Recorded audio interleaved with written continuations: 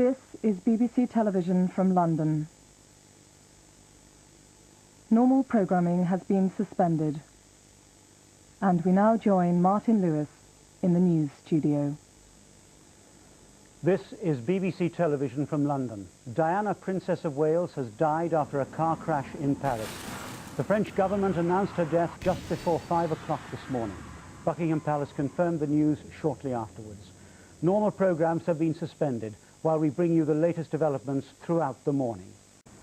You join us as we come up to the hour with this special program, To Britain and the World. This is BBC Television from London. Diana, Princess of Wales, has died after a car crash in Paris.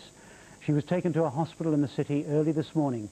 Surgeons spent 2 hours trying to save her life, but she died at 4 o'clock from severe chest injuries.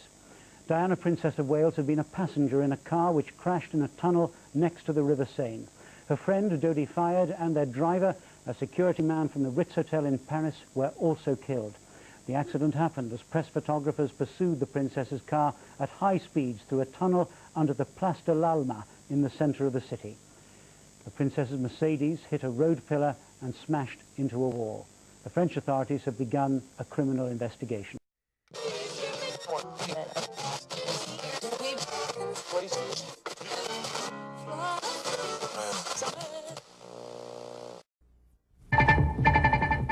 Good evening. Elvis Presley died today. He was 42. Apparently it was a heart attack. He was found at his home in Memphis, not breathing. His road manager tried to revive him. He failed. A hospital tried to revive him. It failed. His doctor pronounced him dead at 3 o'clock this afternoon. The end, at an early age, of one of the two most spectacular careers in the history of American entertainment.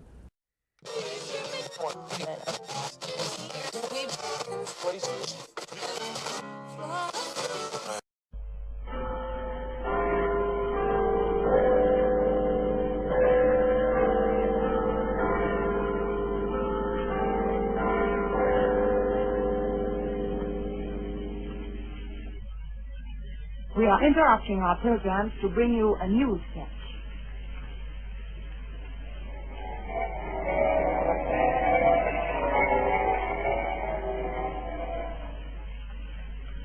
This is London calling. Here is a news flash. The German radio has just announced that Hitler is dead.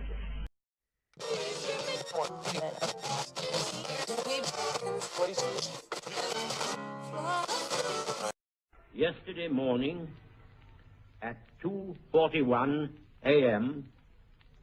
at General Eisenhower's headquarters, General Jodl, the representative of the German High Command, and of Grand Admiral Dönitz, the designated head of the German state, signed the act of unconditional surrender of all German land, sea, and air forces in Europe to the Allied Expeditionary Force, and simultaneously to the Soviet High Command.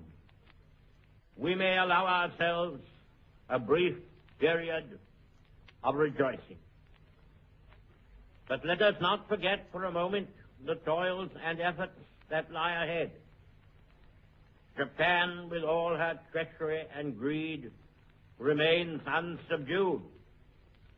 The injuries she has inflicted upon Great Britain, the United States, and other countries, and her detestable cruelties call for justice and retribution.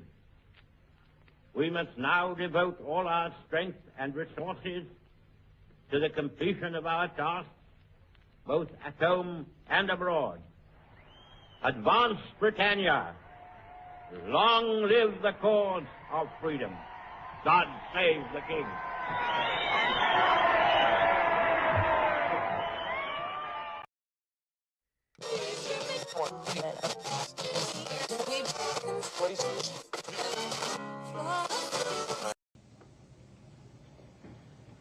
From Dallas, Texas, the flash, apparently official, President Kennedy died at 1 p.m. Central Standard Time, 2 o'clock Eastern Standard Time, some 38 minutes ago.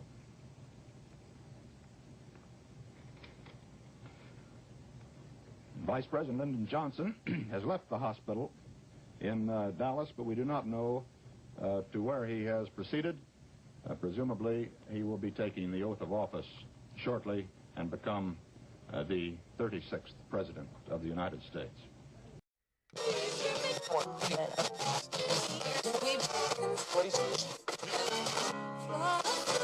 Several sources now that the President of the United States will announce in just moments that the United States has the body of Osama bin Laden, that Osama bin Laden has been killed, and that the United States is convinced that it has the body of Osama bin Laden, the mastermind of 9/11, the architect of al-Qaeda. We don't know the details. We don't know how this came about, but we are told now by several sources, administration sources and congressional sources, that the administration is now telling senior members of Congress and telling others that it believes it now has, it is convinced it now has the body of Osama bin Laden. He has been killed. We don't know the details of how that happened, but that is the dramatic announcement the President will make. And Don, just think of what this means. Yeah. Almost 10 years since the 9/11 attack.